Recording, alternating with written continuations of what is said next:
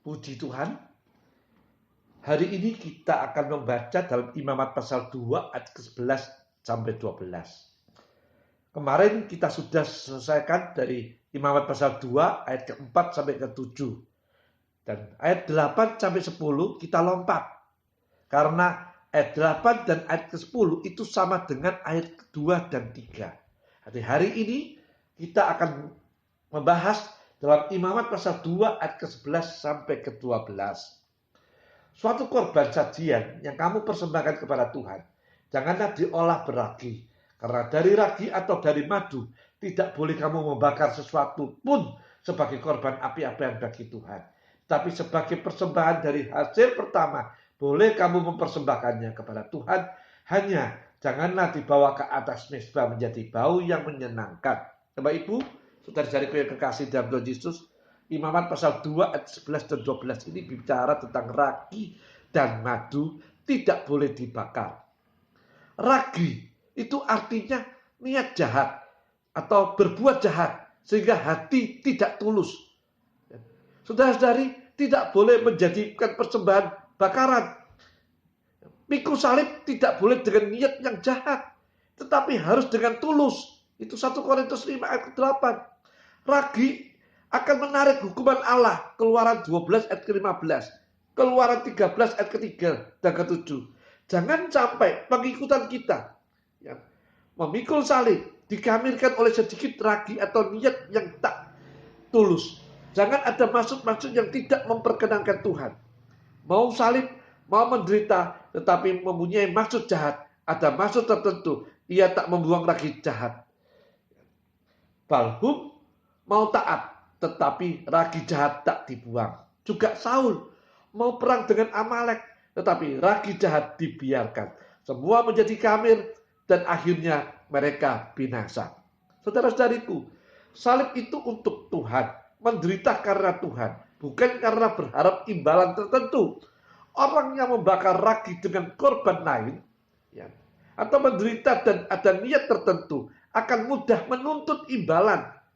Mungkin karena penderitaannya, mungkin kesetiaannya, mungkin kerajinannya, mungkin kejujurannya, mungkin ketekunannya, dan seterusnya. Kalau tidak mendapat apa-apa, ia akan sentimen, dia akan benci, dia akan mogok, dia akan kecewa, lalu rusak dan binasa rohaninya. Sebab korban dicampur ragi. Dalam dunia memang orang bekerja lebih keras untuk upah lebih besar. Tetapi anak-anak Allah pikul salib lebih tekun karena cintanya kepada Tuhan makin berapi-api. Karena Tuhan. Orang peranakan Gerika kurang mendapat bantuan sosial. Padahal sudah sungguh-sungguh ikut Tuhan bertekun. Sebab itu biar sungguh-sungguh. Kisah Rasul pasal 6 ayat 6. Demas mau menderita, tetapi kesukaannya daging, yang diharapkannya tidak ada. Ia kecewa. 2 Timotius 4 ayat ke-10. Gehasi mau hidup setia dan menderita dengan harapan mendapat sesuatu yang besar. Sebab itu ia menipu Naaman dan kena kutuknya. Yakub dan Yahya mau ikut Tuhan, berharap menjadi menteri-menteri utamanya. Mereka kecele dan terkejut mendengar Tuhan menyediakan cawan pahit. Akhirnya mereka mengerti dan sangat sukacita ikut minum daripadanya.